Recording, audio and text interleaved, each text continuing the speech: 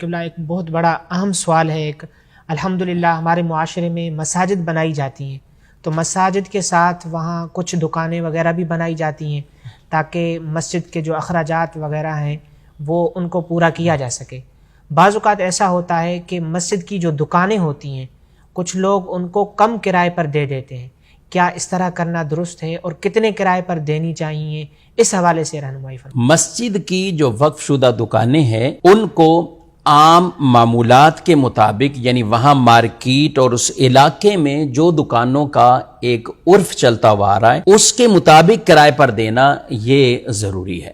اس سے کم کرایہ اس کا رکھ لینا یہ جائز نہیں ہے، اور یہ وقف کے مال کے ساتھ بھی زیادتی والا معاملہ ہے، اور یہ گناہگار ہوں گے اگر کوئی اس طرح جان بوجھ کر قصدن یہ معاملہ کرتا ہے کہ مسجد کی دکانیں کم قیمت میں دے دے، حالانکہ اسی روڈ پر، اسی گلی میں، اسی محلے میں کسی کی ذاتی دکانیں ہیں تو اس کے کرائے بہت زیادہ ہیں۔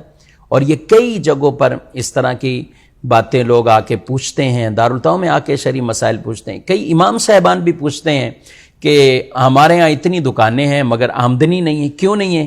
اس لیے کہ نہ کوئی انتظامیہ اس حوالے سے کوئی ایکشن لیتی ہے، نہ ان سے کہتی ہے کہ کہیں دکان والوں سے ہمارے معاملات بگڑ نہ جائیں۔ تو یہ کوئی آپ کسی کی ذاتی دکان ہوگی تو کیا آپ ایسا کرو گے؟ کبھی نہیں کریں گے۔ ایک دفعہ کوئی دکاندار کرایہ نہیں دے، دو دفعہ نہیں دے، یا کوئی کم دے تو حالات کیا ہوں گے وہ آپ کے سامنے ہی ہیں۔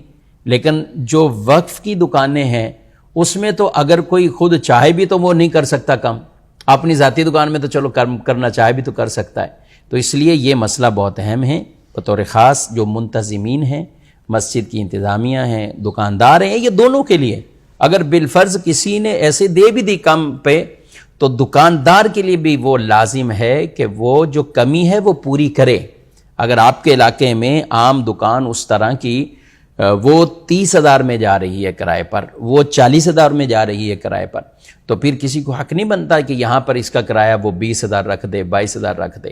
اسی طرح بعض ایسے علاقے ہوتے ہیں جو نارمل ہیں جہاں پہ 8-10 ہزار روپے کرایہ دکان کا چل رہا ہوتا ہے، 5,000 دکان کا کرایہ چل رہا ہوتا ہے، تو وہاں اس کے لیے جائز نہیں ہوتا کہ مسجد کے لیے وہ 1,000 رکھ دے، مسجد کے لیے 500 رکھ دے۔ تو اس طرح کے لوگ بعض اوقات یہ سمجھتے ہیں کہ یہ چونکہ کسی کی خاص ملکیت پراپرٹی نہیں ہے، ہم جیسا مرضی چاہیں ہم اس سے فائدے اٹھاتے رہیں۔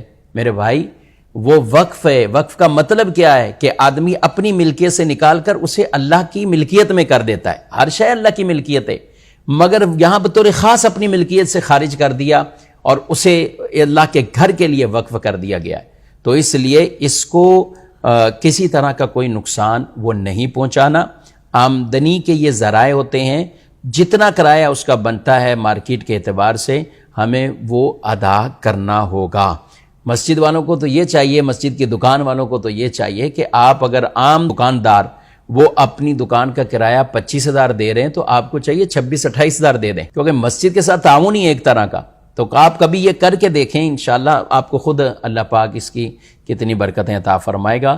لیکن خلاصہ کلام اور مسئلہ شرعی یہی ہے کہ جتنا کرایہ وہاں رائج ہے اس سے کم کرائے پر یہ دکانیں آگے دینا یہ جائز نہیں ہے، مارکیٹ والا ہی کرایہ لگایا جائے گا۔